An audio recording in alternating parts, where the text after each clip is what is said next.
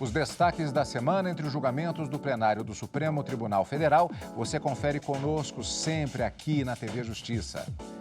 É o Plenárias que está começando.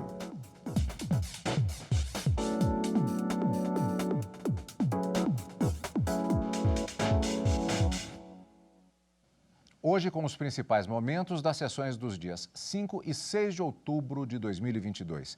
Karina, dois temas predominaram nesta semana. Primeiramente, o retorno da chamada pauta ecológica no plenário do Supremo Tribunal Federal e também, na verdade, um julgamento que aconteceu antes, que antecedeu, é o que abre justamente o nosso programa de hoje, relacionado àquela questão dos dados de usuários de internet em provedores sediados no exterior. Exatamente, Cadu. Sobre esse caso, nós já entramos na terceira sessão plenária para o julgamento deste caso, que discute a constitucionalidade, a validade de um acordo de cooperação jurídica internacional em matéria penal celebrado entre Brasil e Estados Unidos. E nessa ação, o que é questionado, o que se busca ver confirmada a constitucionalidade também além desses dispositivos desse tratado internacional, dispositivos também do Código de Processo Civil e Código de Processo Penal, tudo envolvendo cooperação jurídica internacional. Qual é a controvérsia que se traz aqui para buscar essa constitucionalidade? Este tratado internacional, ele estabelece uma ligação entre Brasil e Estados Unidos na obtenção de informações de usuários, mas cujas informações de comunicação privada estão no comando, estão em poder de um provedor que está no exterior. Então, é quando esses serviços são prestados no exterior e de que maneira essas informações chegam até o Brasil, Estados Unidos e vice-versa. E aí alega-se que haveria inconstitucionalidade, mas o que se busca aqui nessa ADC, que é uma ação declaratória, portanto, se busca a confirmação da constitucionalidade deste tratado internacional. O relator é o ministro Gilmar Mendes, que já votou no sentido de que essas normas são constitucionais e no seu voto bastante alongado, ele sinaliza, inclusive, no sentido de que até mesmo o Congresso Nacional, junto com o Poder Executivo, devem promover uma alteração ou criar-se uma Lei Geral de Proteção de Dados em matéria penal, em razão de acordos internacionais firmados pelo Brasil, inclusive esse. O ministro André Mendonça e Nunes Marques já votaram. Ambos, por motivos diferentes, eles acabaram entendendo que, primeiro, a ação não poderia ter sido proposta, e esse foi um ponto em comum na divergência aberta por esses dois ministros que já votaram também, André Mendonça e Nunes Marques, não teria legitimidade para a propositura da ação a autora dessa ADC, e o ministro Nunes Marques entendeu que o caso não envolveria matéria constitucional e, portanto, o Supremo não poderia analisar. E o ministro André Mendonça disse que não haveria controvérsia judicial relevante demonstrada como pressuposto que é da propositura dessas ações declaratórias de constitucionalidade. Mas ambos disseram, vencidos nessa questão preliminar, cada um pelos seus motivos, mas em comum com relação à legitimidade, eles acabavam concordando com o ministro Gilmar Mendes no mérito para declarar constitucional, seguindo o voto do relator. 3 votos, portanto, já proferidos no plenário do Supremo Tribunal Federal, mas o julgamento foi suspenso, como você mesmo disse, não é, Cadu? Por um pedido de vista do ministro Alexandre de Moraes, e a gente aguarda do retorno deste tema ao plenário para a gente conferir tudinho aqui no Plenárias. E na quarta-feira ainda foi dado início a um julgamento e na quinta-feira não foi finalizado ainda. Não, na quinta que foi iniciado. Exato, foi na quinta, isso. A ministra Rosa Weber chamou a julgamento uma ação direta de inconstitucionalidade por omissão, da qual ela mesma é a relatora, em que se argumenta que estaria havendo uma omissão lesiva inconstitucional por parte da União por estar represando recursos financeiros, o dinheiro que já está disponível no chamado Fundo Amazônia para o combate e para a criação de projetos de combate e preservação para que não haja mais o desmatamento na Amazônia Legal. O argumento é de que represar esses valores impediria que o ambiente ecologicamente equilibrado, como determina a própria Constituição e como é dever dos entes da Federação, não só da União, mas dos estados, dos municípios do Distrito Federal, proteger este meio ambiente e que isso estaria sendo impedido justamente por essa conduta omissiva da União e se busca, portanto, a declaração de inconstitucionalidade. Julgamento também que não avançou. Sequer a ministra Rosa Weber proferiu o seu voto. A gente aguarda também quando do retorno deste tema para a gente acompanhar aqui na TV Justiça. Inclusive, Karina, às vezes fica até meio confuso o acompanhamento, porque esse processo ele está na pauta já há algum tempo para a votação e estava na pauta da sessão plenária da quarta-feira, esta ADO, que nós vamos ver justamente o início do julgamento hoje, e como você disse, não houve tempo da apresentação do voto da ministra relatora, porque foi aquela sessão caracterizada pela apresentação do relatório e das sustentações orais. Além dos advogados das partes, também muitos amiticuri, amigos da corte, apresentando os seus respectivos pontos para a contribuição da decisão dos ministros. Ele estava realmente na pauta da quarta-feira, foi iniciado na sessão da quinta-feira, na própria pauta da quarta e da quinta-feira também, uma outra DPF que também trata de tema ambiental. Tudo dentro da dinâmica do plenário do Supremo Tribunal Federal. Nós vamos agora, nós já voltaremos a esse tema da pauta ecológica, que terá continuidade, você vai acompanhar aqui no Plenárias e também no Direto do Plenário, ao vivo, todas as quartas e quintas-feiras, mas nós vamos voltar ao primeiro tema exatamente do julgamento da sessão da quarta-feira. O plenário do Supremo Tribunal Federal, como vimos, está julgando a ação que discute a obtenção de dados de provedores de internet no exterior. Lembrando só que o início do julgamento foi numa quarta-feira, dia 28 de setembro passado, e continuou na sessão do dia seguinte, dia 29 de setembro, tendo uma nova etapa nesta semana. Nós vamos conferir os antecedentes e a retomada deste julgamento já nesta semana, na reportagem de Marta Ferreira. A questão chegou ao Supremo porque a Federação das Associações das Empresas de Tecnologia da Informação, a CESPRO Nacional, entrou com ação pedindo a validação de dispositivos do Acordo de Assistência Judiciária em Matéria Penal, o EMILAT, entre os governos brasileiro e norte-americano. Esse acordo foi promulgado pelo Decreto Federal 3.810 de 2001 e trata da obtenção de conteúdo de comunicação privada sob controle de provedores de aplicativos de internet sediados fora do país. A questão é que alguns tribunais de segunda instância entendem que os dados somente poderiam ser obtidos por carta rogatória ou acordo de cooperação. Já o STJ entendeu que o acesso a esses dados também pode se dar por decisão judicial direcionada à filial da empresa com sede ou filial no país, mesmo que elas não tenham a custódia ou controle dos dados. O relator da ação é o ministro Gilmar Mendes, que votou pela constitucionalidade de normas previstas no EMILAT e nos dispositivos dos Códigos Processuais Civil e Penal brasileiros que tratam da cooperação jurídica internacional e da emissão de cartas rogatórias, em especial nos casos em que a comunicação ou a prestação de serviços tenham ocorrido fora do território nacional.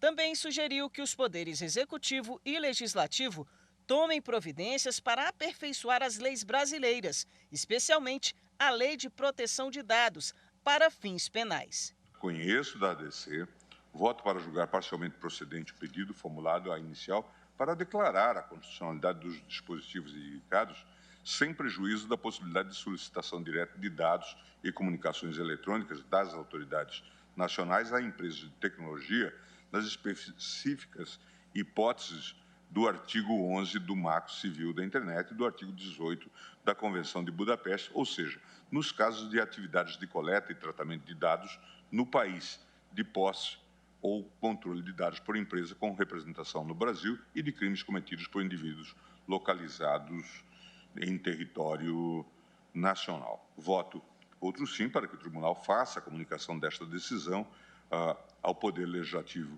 e ao Poder Executivo para que adotem as providências necessárias ao aperfeiçoamento do quadro legislativo com a discussão e aprovação do projeto de Lei Geral de Proteção de Dados para fins penais, LGPD penal, e de novos acordos bilaterais ou multilaterais para obtenção de dados e comunicações eletrônicas, como, por exemplo, a celebração do acordo executivo definido a partir do Cloud Act.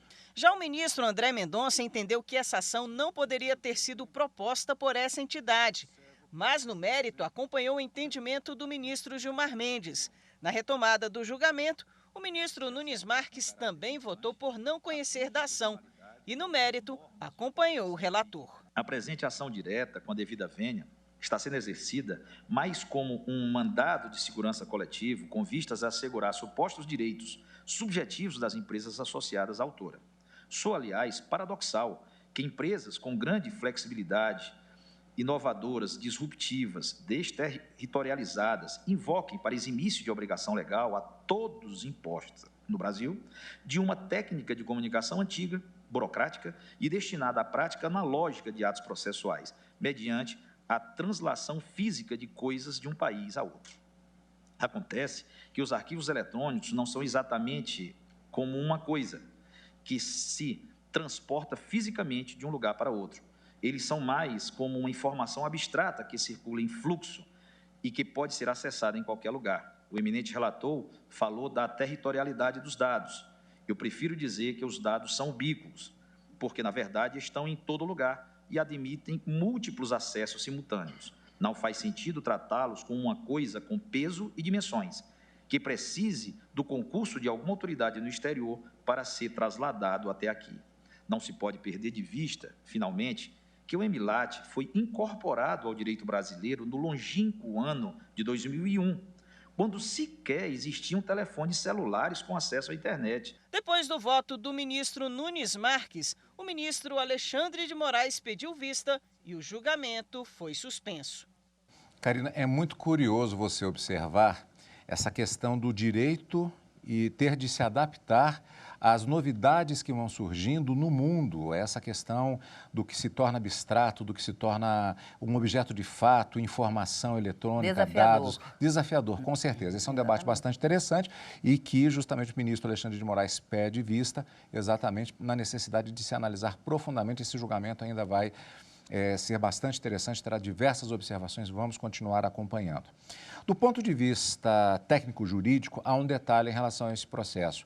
O ministro Gilmar Mendes, ele havia emitido uma liminar, ele havia decidido em caráter liminar num determinado sentido. Mas esse julgamento no plenário do STF já teve um voto do relator no mérito. Exatamente, em maio de 2019, o ministro Gilmar Mendes, ele concede uma liminar para suspender qualquer tipo de movimentação de valores que haviam sido depositados judicialmente em razão de multas aplicadas pelo descumprimento de determinados dispositivos que envolviam este acordo bilateral entre Brasil e Estados Unidos para a obtenção dessas informações, como a gente disse, cujos provedores são detentores dessas informações e que se localizam lá no exterior. O ministro disse que a determinação da suspensão da movimentação desses valores lá nas contas judiciais se deve em razão do fato de que dispositivos deste próprio tratado estar sendo discutido aqui no Supremo, nessa ADC.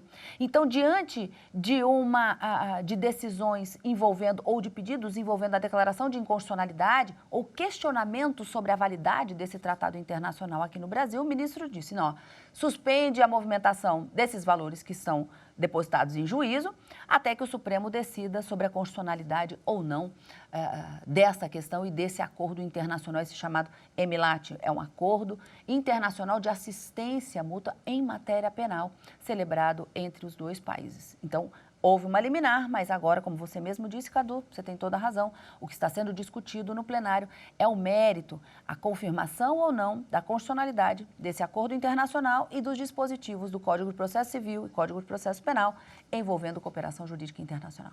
Portanto, sessão plenária da quarta-feira, vamos continuar acompanhando esse julgamento quando ele voltar ao plenário já com o voto vista do ministro Alexandre de Moraes. Agora, Karina, um registro importante nesta semana. Nós tivemos o aniversário da Constituição Federal de 1988, 34 anos da Constituição Cidadã. Ainda nesta edição, no próximo bloco, nós vamos conferir uma reportagem especial sobre essa data que mereceu sessão solene no plenário do Supremo Tribunal Federal. E, claro, também sessão de julgamentos da quinta-feira no plenário do STF. Continue com a gente, voltamos já.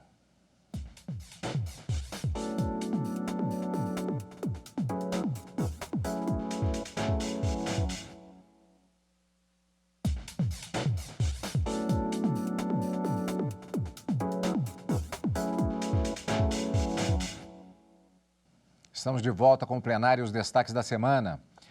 O Supremo Tribunal Federal julga a ação em que 4 partidos políticos alegam omissão da União em relação à paralisação do Fundo Amazônia.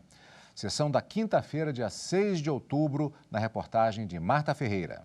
Criado em 2008, o Fundo Amazônia serve para captar doações e assim financiar projetos de prevenção, monitoramento e combate ao desmatamento e de promoção da conservação e do uso sustentável da Amazônia Legal. As doações eram feitas pelos governos da Noruega e da Alemanha. Em abril de 2019, o Fundo Amazônia foi paralisado e deixou de incluir novos projetos para financiamento. 4 partidos, PSOL, PSB, PT e a Rede Sustentabilidade, ajuizaram no Supremo Tribunal Federal ação direta de inconstitucionalidade por omissão. Os partidos alegam ainda que o governo federal extinguiu 2 órgãos do fundo, o Comitê Técnico e o Comitê Orientador, e cerca de 3 bilhões de reais estão represados, sem a contratação de novos projetos ou a implementação de qualquer medida de equilíbrio. Assim, pedem a reativação do Fundo Amazônia. Em outubro de 2020, a relatora da ação, ministra Rosa Weber, promoveu uma audiência pública sobre o tema e o processo foi levado a plenário para julgamento. O advogado do PT argumentou que a Constituição estabelece que o poder público tem o dever de proteger e preservar o meio ambiente. A nosso entender, a omissão é patente, ela é inegável. E ela é demonstrada a partir da violação do próprio artigo 225 da Constituição, que outorga ao poder público o dever de defender e preservar o meio ambiente ecologicamente equilibrado. Portanto, há um direito constitucional garantido, o direito ao meio ambiente. E há, por outro lado, uma obrigação atribuída ao poder público, a obrigação de defender e preservar. Essa omissão de defender e preservar, por óbvio, demonstra uma violação de uma obrigação abstraída diretamente do texto constitucional. O advogado do PSOL explicou que o processo de aprovação de projetos do fundo é rigoroso. Desfazendo as fake news que foram proferidas, na verdade, o fundo tem uma gestão com um rigoroso processo de concessão de projetos e atividades que ele financiava. Ele passava por periódica auditoria, controle externo, e nos anos de seu funcionamento, teve sempre pareceres positivos sobre sua gestão das avaliações minuciosas do BNDES, das auditorias anuais do Tribunal de Contas da União e das auditorias externas semestrais às quais se submeteu.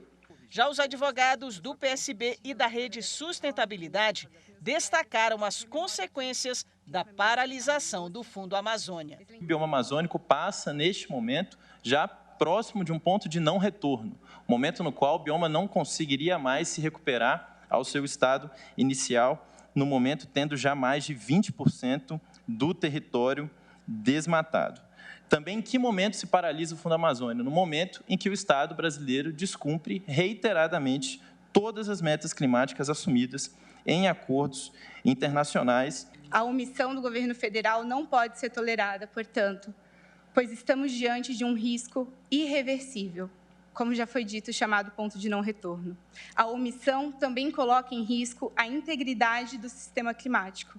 Essa omissão coloca em risco os povos indígenas e as comunidades tradicionais da Amazônia. Essa omissão coloca em risco a nossa biodiversidade, a fauna e a flora da região. A Advocacia Geral da União ressaltou a atuação do governo federal na área ambiental. Registro que há outros mecanismos legais e administrativos que são, assim como o Fundo Amazônia, fundamentais para a política pública ambiental e que vêm sendo implementados pelas instâncias competentes do Poder Executivo Federal. De forma breve, eu registro o novo Plano Nacional de Controle do Desmatamento Ilegal e Recuperação da Vegetação Nativa, a Operação Guardiões do Bioma, com foco no combate aos incêndios na Amazônia, a reedição recente dessa Operação Guardiões do Bioma, com foco no combate ao desmatamento ilegal na Amazônia, bem como a Operação Verde Brasil 2. Karina, há um pedido principal que foi elaborado nesse processo, mas há outros pedidos também, há outros detalhamentos que são feitos no decorrer da apresentação já da inicial. Exatamente, Cadu. Olha só, um dos pedidos que a gente viu na reportagem é que esse fundo seja reativado, uma vez que ele está paralisado. Esse é o argumento dessa omissão lesiva e inconstitucional pela paralisação da distribuição desses valores que já se encontram em caixa.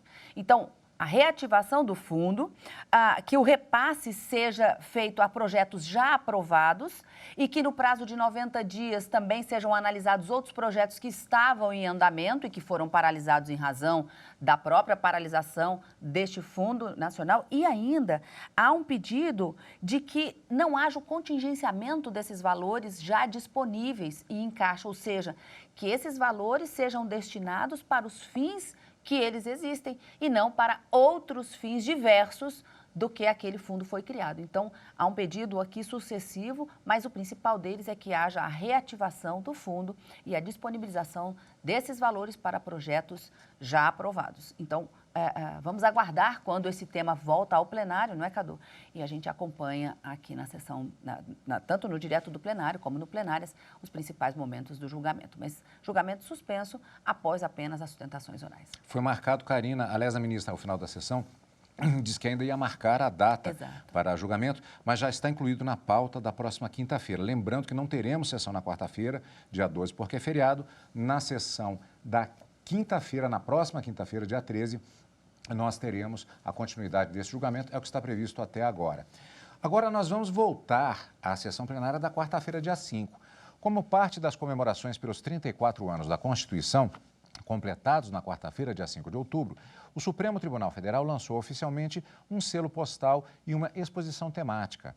Na abertura da sessão plenária daquela quarta-feira, ministros da Corte e integrantes da comunidade jurídica prestaram homenagens à Constituição Cidadã. Reportagem de Renato Rosa. A aniversariante do dia ganhou um selo e um carimbo em comemoração aos 34 anos. Colaboradores e servidores do Supremo produziram a arte que tem como referência a Estátua da Justiça, símbolo que identifica o STF, em parceria com os Correios. A presidente da Corte, ministra Rosa Weber, destacou que o selo é uma importante manifestação das comunicações em tempos de tecnologia. O selo, enquanto importante manifestação das comunicações em nossa sociedade, na época em que os e-mails, os tweets, as redes sociais, os WhatsApp e celulares não faziam parte do nosso dia a dia, visa a expressar o quão significativo e relevante é para nós comemorarmos formalmente cada aniversário da nossa Constituição. Em tempos marcados por constantes avanços tecnológicos e inovações, faz-se imperioso reafirmarmos nossas tradições. Meus agradecimentos a empresas de Correios e Telégrafos pela parceria nesta iniciativa. A diretora dos Correios, Mércia Pedreira, entregou um álbum com a cópia do selo aos ministros, ao Procurador-Geral da República e ao presidente do Conselho Federal da Ordem dos Advogados do Brasil. As homenagens também estão em vários espaços do Supremo. As telas mostram declarações dos ministros sobre a Constituição. No museu, registros dos artigos e fotos de quem participou do projeto. No espaço cultural, um passeio para conhecer parte dessa história, estampada nos painéis. A Assembleia Constituinte, instalada em 1987, criou o texto após o término do regime militar e em meio ao processo de redemocratização. Conhecida como Constituição Cidadã, a Constituição de 1988 foi a 7ª a ter vigência no Brasil. Foi esta carta que estabeleceu a dignidade da pessoa humana, a fundamento da República, além de direitos e garantias individuais. O deputado federal Ulisses Guimarães foi o responsável pelos trabalhos. Ocupou o cargo de presidente da Assembleia Nacional Constituinte. Declaro promulgada o documento da liberdade, da dignidade, da democracia, da justiça social do Brasil. Entre algumas inovações do texto constitucional, o retorno do voto direto para o cargo de presidente da República, a previsão de racismo como crime inafiançável, fim da censura dos meios de comunicação, liberdade de expressão, proteção ao meio ambiente, proteção especial às crianças e adolescentes, direitos à população indígena, entre outras conquistas. A abertura da sessão plenária desta quarta-feira foi dedicada para comemorar os 34 anos da Constituição que mudou os rumos do Brasil. Esta Suprema Corte reverencia cotidianamente a Constituição cidadã no desempenho de sua atividade precípua de prestar a jurisdição constitucional, incumbida que é de guardá-la por expresso mandamento nela contido. Essa Constituição de 88 é democrática desde sua gênese. Ela é democrática também, mais uma vez com o Dr. Ulisses, porque não se pretende perfeita. Ela o confessa, dizia ele, ao admitir a reforma. É democrático que, respeitadas balizas inegociáveis, que nós juristas nominamos de cláusulas pétreas, uma geração não acorrente à outra.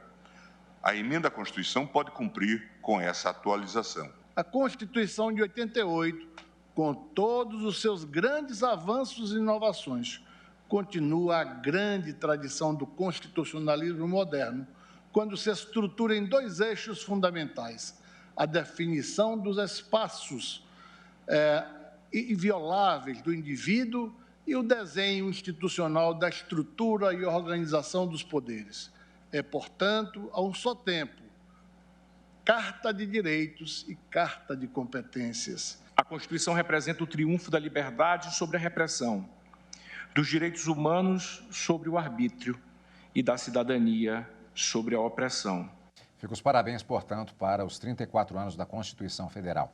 Karina, o nosso encontro agora, na próxima semana, é na quinta-feira, porque, como já foi dito, quarta-feira, dia 12, é feriado, não teremos sessão plenária. Mas encontro marcado, portanto, na quinta-feira, dia 13 de outubro, para mais decisões dos ministros do Supremo Tribunal Federal. É exatamente, o encontro na quinta-feira, a partir das 14 horas, no direto do plenário, mas esse final de semana o nosso encontro é aqui no Plenárias. Você acompanha o Plenárias aqui na TV Justiça, na Rádio Justiça e também pelo YouTube. Obrigado sempre pela sua companhia. E continue conosco aqui na TV Justiça.